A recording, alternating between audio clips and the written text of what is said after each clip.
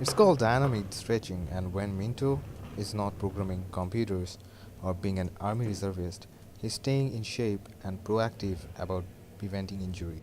Yeah, I have been injured. They've been like small injuries here and there with powerlifting, with badminton, right? Even with dragon boat, it's not a sport I do. Like there are like injuries associated with that. Dynamic stretching is a form of active movement through range of motions, unlike static stretching that involves holding a stretch. With like dynamic stretching and like static stretching, I've always found that my body responds really well to that before I lift, right? Or before I do any activity. Stretching before exercise makes your body less prone to injuries. So goes the popular wisdom. Some scientists from the CDC says it might not be the case. So we spoke with a former ballerina Kate Wormsley and a chiropractor David O'Connor.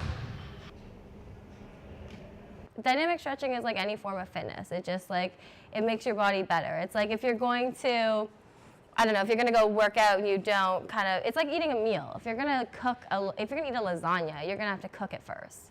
Dynamic stretching is sort of the buzz what everybody's doing these days. It used to be, you saw people before a game lying on the ground for 10 minutes doing partner stretches that were static and they don't move, they just hold a stretch.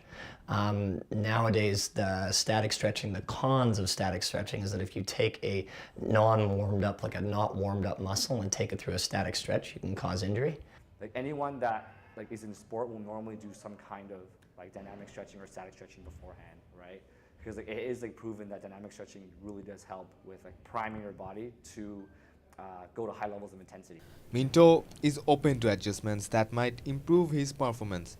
According to him, the stretching helps his heart rate go up, and that reason is enough for him to keep on doing the dynamic stretching. And for Say News, I'm Aldrin Gomez, Toronto.